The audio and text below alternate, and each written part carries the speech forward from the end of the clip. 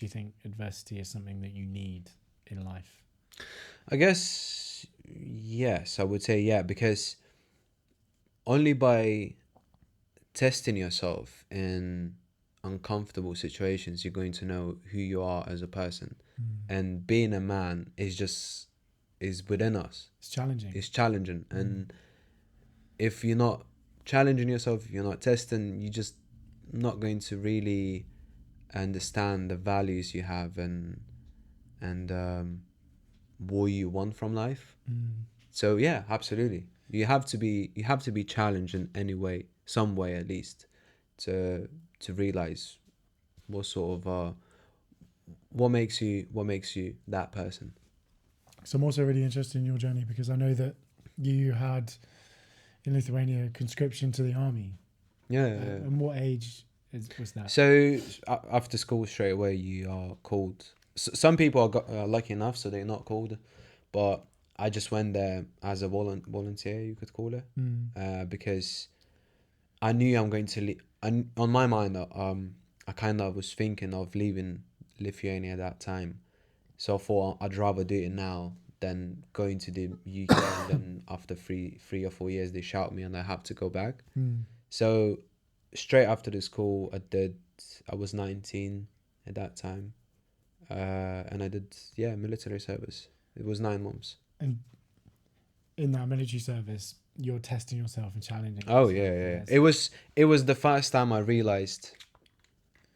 Probably not the first time, but one of the, when you stack in enough evidence of who you are as a person, and military was one of those retreats, I would say, that kind of tells you who you are as a person. So when I was a kid, I kind of knew that I'm competitive, but not to the point when I went to military. I was like, oh, so I am actually that person. I feel like I'm that person. So I was very competitive. I remember there was this. So we used to have like, um, it's not a platoon, but there's little groups of each individuals. So we have like seven people in one group, and then each person has their own gun. So so we had the guy who was the oldest in a group, and he was basically like our boss basically, and then other person has carrying the machine gun because he was like the tallest and the biggest, and other guy was he was responsible for carrying bazooka, which weighs like 30k, man. Where you have one guy in your platoon that have fucking bazooka. Yeah, That's insane. bazooka, and I was the guy who's supposed to carry his rockets. I was like, fuck that, I'm not doing this. You're the rocket man. Yeah, well, basically, I'm just the guy who helps him to carry stuff. Like, I'm just this on the side, innit? In my mind, like, the guy who carries the rockets is very important Yeah, of person course. in the platoon.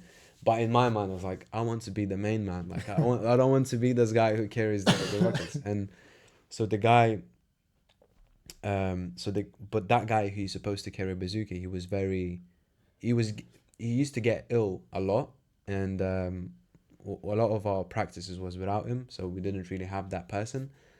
I was like, well, this is it. Like, this is my shot. So I went to the commanders and I was like, look, this guy always get ill. I want to carry that bazooka. I don't want to carry all of that stuff. And I went like 3-4 times there, and they're like, well, fair enough. Like, give him the bazooka. Like, let him carry it. Like, and I always used to carry it. And like, I used to have a gun, and then I used to have a bazooka, and then I used to carry like 10-15k bag as well. So I used to have like 40k on my bag all the time, and like, the person who carries bazooka must be like big, innit? And I was just like this little guy who was carrying it. But so yeah, at that time I realized like I always want to be that guy to like take on more responsibility, take on more stuff. And yeah, military was great, man. I really really liked it. I almost stayed there, Yeah. but for some reason I remember I was cleaning my gun and I had all the papers ready to give it to my instructors. I signed them. All I needed to do is just give it to them, and in that way I would have stayed there for 5 more years as a professional. But something in my head, he's just said, "No, you just go to the UK." And Really? I went to the UK. Wow. It's crazy. I almost stayed there. Yeah. It's so interesting because someone that hasn't done military service, but I wanted to do military service, I wanted to join the Navy. Yeah.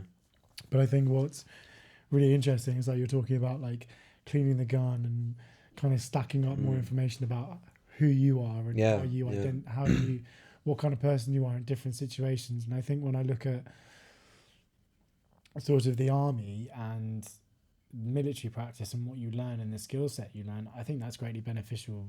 Of I don't think the practice of war or going to war has any benefit to our planet whatsoever. But I think there's this training element or this adversity, this like problematic situations that you have to solve in a situation where your life is involved in it. Helps this kind of it's almost like this kind of initiation to like if I look at sort of Spartan kind of era and how they would go and fight in that film, they would fight this wolf and then they come back with the wolf and then they're a man. And if I look at sort of other cultures and tribes that have this kind of it kind of sets you up to be a man. It's like you're no longer a boy, you're now a man. And well, when you look historically, sorry for cutting you, for but you always used to have these rituals in tribes or in back in old times, like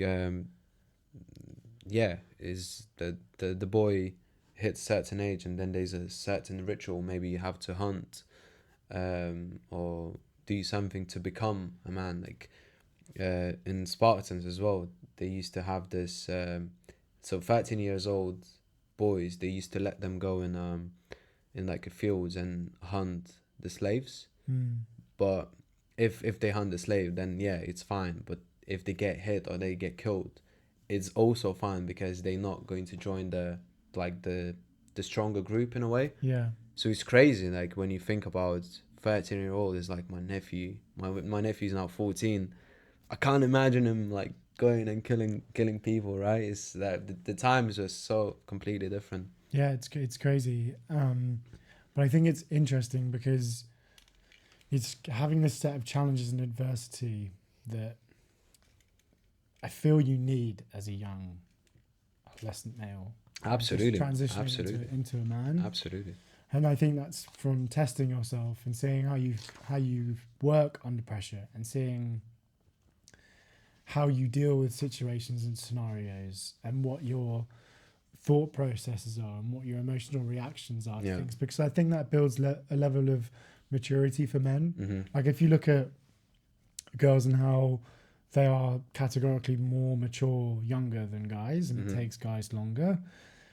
I feel guys need these sets of challenges, these kinds of ways to test themselves in kind of having these problems to solve that allows them to kind of figure out who they are. Yeah. Whether it's not so much like that for a female transitioning to women. I don't know. It's just this. And when I was kind of thinking about the subject of like what it means to be a man and like what age do you kind of become that and like what traits constitute as manly and all of this sort of stuff, like I kept trying to think or go back to this point of when did I start to feel like I was becoming a man, and that was kind of when I was able to make my own decisions and have the confidence to be able to do that and knowing myself a bit more. I don't think you just wake up and you're like, oh, no, I'm a man now. It's kind of like this ever-growing process. Yeah. But definitely, the harder things you do, the more you mature as a person.